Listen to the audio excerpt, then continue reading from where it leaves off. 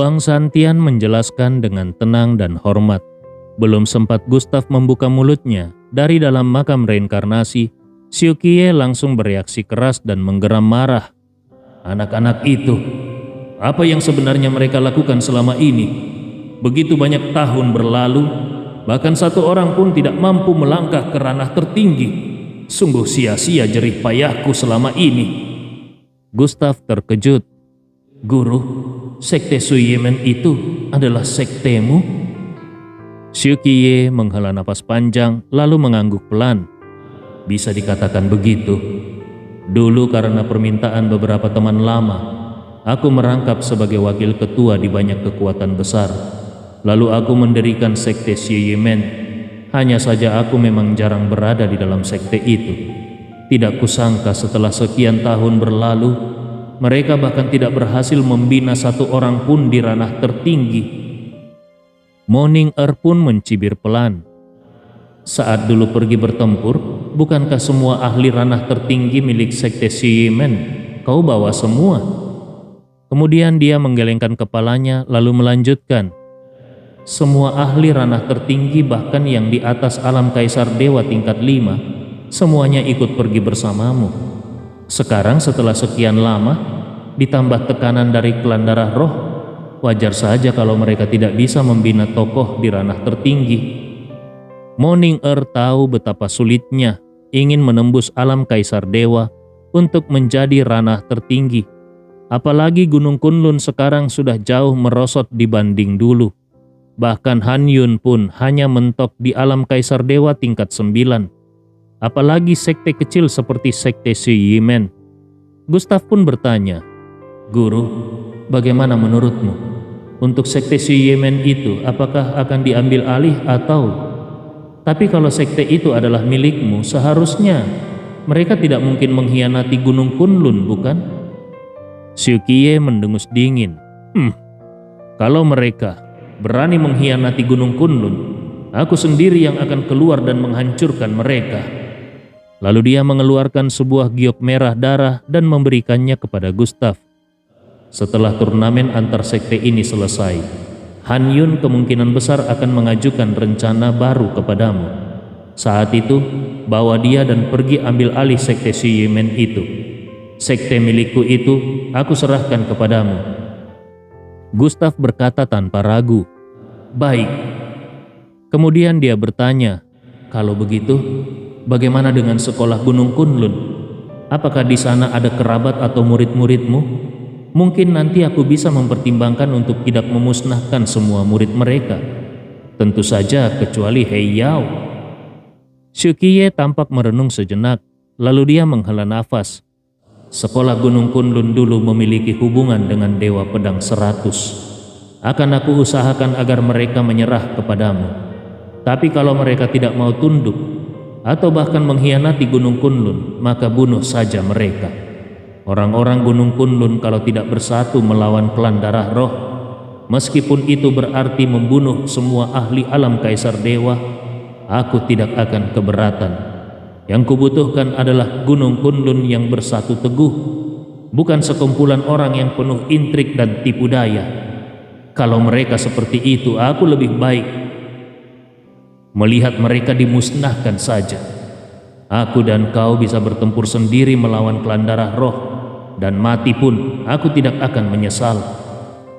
Ucapan Xiu Qiye membuat darah Gustav mendidih. Benar, Gunung Kunlun hanya bersatu.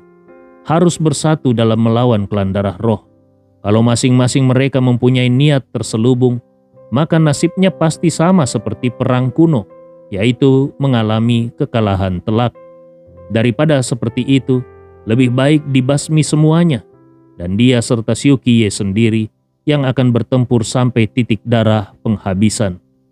Gustav pun mengangguk. Aku mengerti. Han Yun mengatakan bahwa ada perubahan rencana malam ini. Dia akan berdiskusi denganku. Setelah turnamen selesai, aku akan pergi mencari pedang pusaka milik Dewa Pedang 100. Saat Gustav menyebut nama Dewa Pedang 100, batu nisan yang mewakili Dewa Pedang 100 di makam reinkarnasi tiba-tiba bergetar ringan. Tampaknya saat kemunculan Dewa Pedang 100 sudah semakin dekat. Di dalam makam reinkarnasi terdapat 100 ahli besar. Di antaranya lebih dari 30 berasal dari Gunung Kunlun, sedangkan sisanya sekitar 60 hingga 70 orang kemungkinan berasal dari tempat lain. Selama para ahli besar ini bisa dibangkitkan dan meminjam kekuatan dari kampung halaman mereka, maka Gustav bisa dengan cepat melangkah ke ranah puncak tertinggi. Saat itu tiba, bukan hanya bisa melawan klan darah roh, bahkan menghancurkan mereka sepenuhnya juga sangat mungkin terjadi. Huang Santian melihat Gustav sedikit melamun, maka dia pun berkata, "Tuanku, kau tidak apa-apa?" Gustav berkata sambil berpikir, "Aku tidak apa-apa. Tentang 10 jenius tertinggi Gunung Kunlun yang hidup menyendiri, aku sudah tahu posisi kondisinya. Kalian pergi dulu. Suruh Lao Xiu dan Xiao Bi kemari. Aku akan mengobati luka mereka." Baru saja dia selesai berbicara, tiba-tiba terdengar sebuah suara menggema. "Gustav!" Sinar cahaya kekacauan melesat masuk dari luar jendela. Saat cahaya itu perlahan menghilang, tampaklah sosok Han Yun. Han Yun menatap Huang Santian dan yang lainnya yang tengah meninggalkan ruangan lalu bertanya, "Seharusnya aku memanggilmu Aldrin Ye atau Gustav Ye?" Gustav berkata dengan tatapan tajam, "Panggil saja aku Gustav. Ada perubahan dalam rencana. Makanya kau sengaja mempercepat kompetisi antar jenius baru dari berbagai sekte, bukan? Kompetisi jenius antar sekte kali ini seharusnya baru akan diadakan 5 tahun lagi.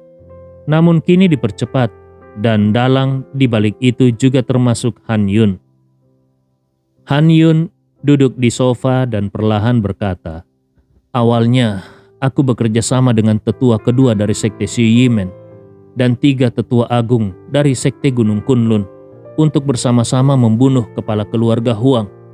Namun tidak disangka kalau di dalam tubuh kepala keluarga Huang sudah ditanamkan kekuatan oleh klan darah roh. Kami berlima, meskipun merupakan para ahli tingkat alam Kaisar Dewa, tetap gagal membunuhnya. Tapi kami berhasil membuatnya terluka parah. Itulah sebabnya aku mempercepat kompetisi antar sekte ini.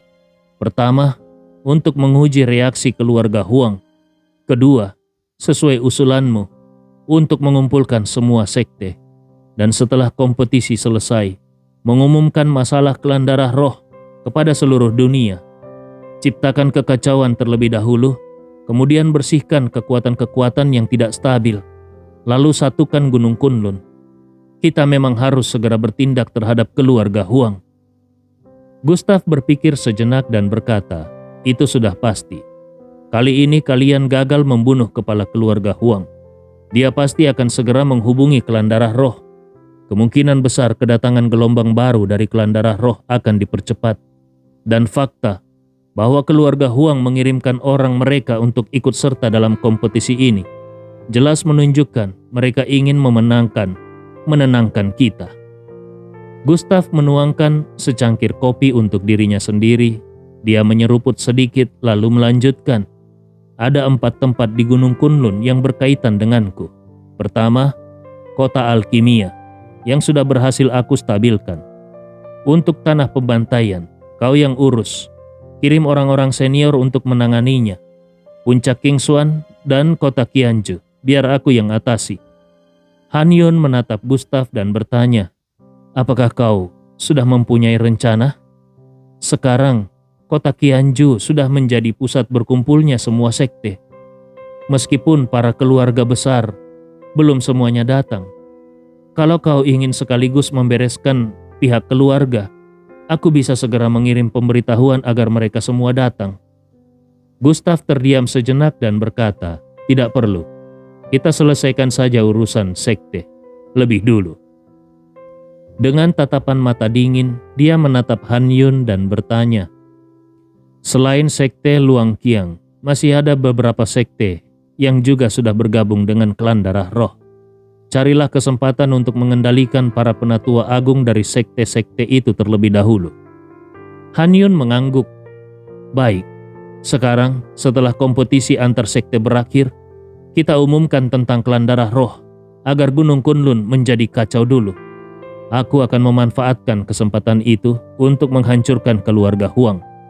Setelah mereka hancur, kita akan menyingkirkan satu persatu sekte yang sudah bergabung dengan klan darah roh di sepanjang jalan, lalu menyatukan Gunung Kunlun.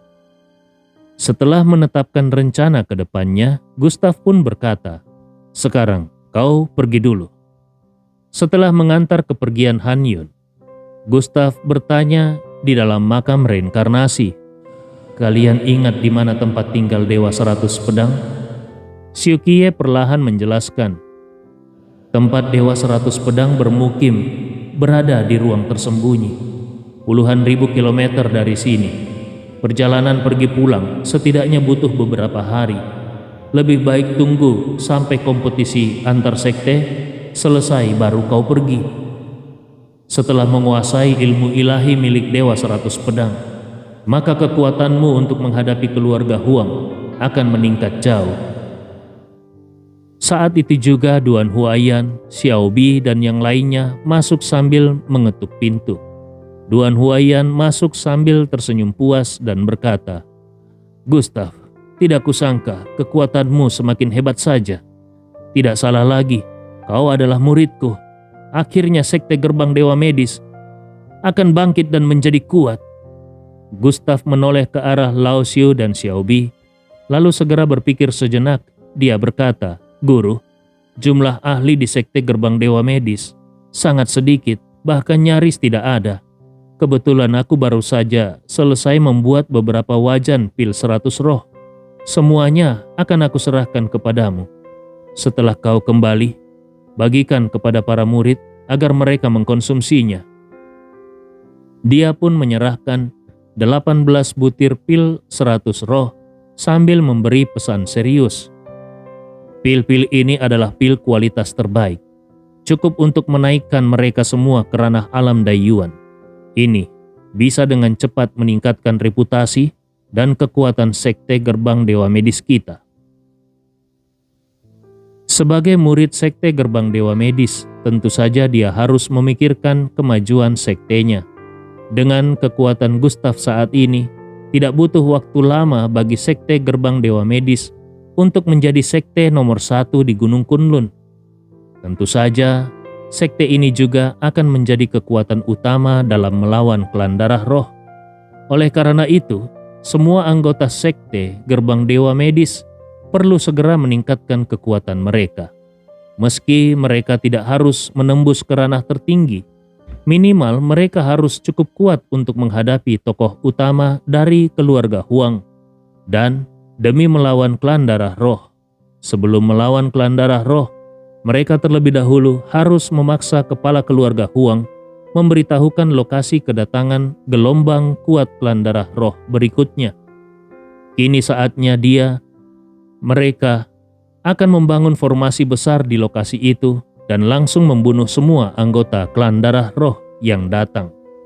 Duan Huaiyan menerima 16 pil dengan gembira sambil berkata, "Bagus, bagus sekali.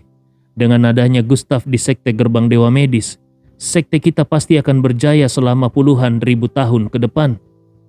Kemudian dia langsung memberikan 2 butir kepada Xiao Bi dan Lao Xiu sambil berkata, "Ini adalah pemberian dari adik kalian, cepat dikonsumsi."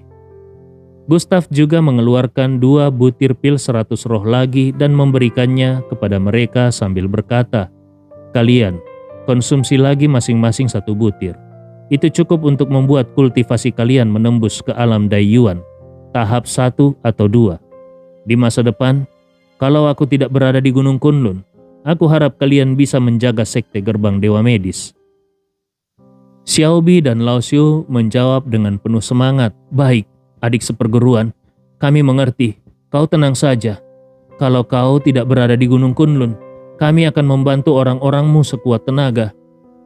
Dengan kultivasi mereka saat ini, begitu mereka mengkonsumsi pil 100 roh berkualitas terbaik itu, kekuatan mereka pasti akan melonjak drastis. Sebelum meninggalkan kota alkimia, Gustav sudah meluangkan beberapa hari untuk memurnikan beberapa wajan pil 100 roh kualitas tertinggi yang memang ditujukan bagi orang-orang terdekatnya. Dia ingin mereka setidaknya memiliki kekuatan untuk melindungi diri sendiri, karena di masa depan dia tidak akan selalu berada di Gunung Kunlun. Maka untuk berjaga-jaga, dia perlu meningkatkan kekuatan mereka sekarang. Saat Gustav sedang membahas rencana selanjutnya bersama Duan Huaiyan, di sisi lain kota Qianju, di puncak sebuah gedung tinggi, seorang keturunan langsung dari Tuan Jingsui duduk di sofa. Seluruh tubuhnya diselimuti cahaya 5 warna. Dia sedang memadatkan energi spiritualnya dengan kecepatan tinggi dan mendorong kekuatannya ke tingkat yang lebih tinggi lagi. Waktu pun berlalu, 1 hingga 2 jam. Tuan Jingsui menghentikan kultivasi. Dia melangkah ke jendela dengan ekspresi gelap di wajahnya. Namun di bibirnya tersungging senyum licik dan jahat. Lalu dia berkata, Gustav, aku sudah menembus 2 lapisan kecil dalam ranah alam Kaisar Dewa. Aku tidak percaya kau mampu mengaktifkan rahasia besarmu itu 2 kali. Kalau kau tidak bisa mengaktifkan rahasia besar itu lagi, membunuhmu tidak ada bedanya dengan menginjak semut. Kali ini, jangan harap ada orang yang bisa menyelamatkanmu. Sekalipun Ji Siking datang, aku tetap akan membunuhmu di atas arena. Bagi Tuan Jingsui, anak muda tampan seperti Gustav ini bisa hidup sampai sekarang saja sudah merupakan karunia yang terbesar. Kalau saja bukan karena Luo Yao beberapa bulan lalu, Gustav sudah lama dicincang hingga hancur tanpa sisa.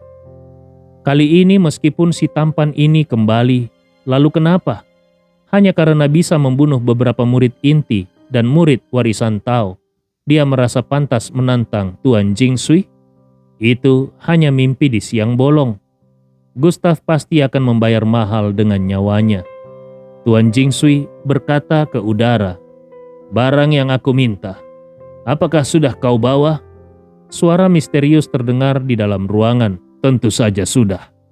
Namun di ruangan luas itu tidak terlihat satu orang pun selain Tuan Jingsui. Hanya ada sedikit riak air yang muncul begitu saja dari udara kosong. Lalu di saat berikutnya, dari riak air itu muncul seorang pria paruh baya mengenakan jubah putih dengan ekspresi kelam. Pria itu mengeluarkan sebuah kuali obat kecil berwarna hijau kebiruan dan menyerahkannya kepada Tuan Jingsui lalu berkata, "Barangnya sudah kami serahkan. Sesuai kesepakatan, Gustav harus mati." Tuan Jingsui menerima kuali obat hijau dengan sorot mata dalam dan berkata, "Itu sudah pasti. Dengan benda ini, aku bisa menyegel kekuatan Gustav untuk sementara waktu. Ini akan membuat waktu berhenti dan ruang terbalik. Tidak peduli sekuat apapun Gustav, dia tetap tidak akan berdaya." Tuan Jingsui tersenyum tipis.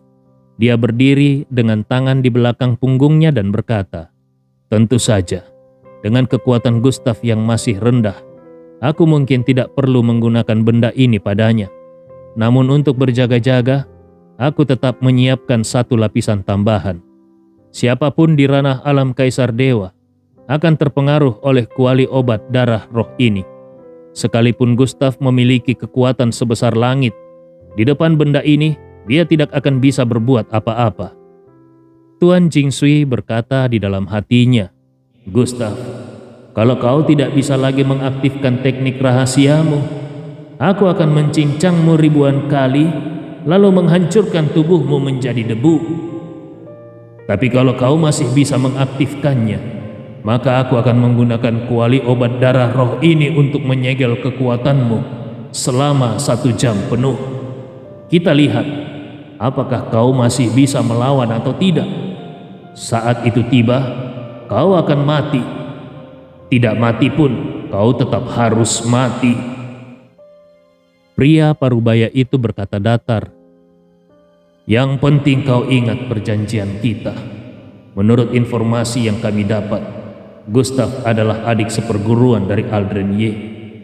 Aldrin Ye sudah membantai para anggota keluarga Huang kami di dalam alam rahasia klan darah roh. Jadi dia harus mati. Oleh karena itu adik seperguruannya yaitu Gustav juga tidak boleh dibiarkan hidup. Pria parubaya itu jelas berasal dari keluarga Huang.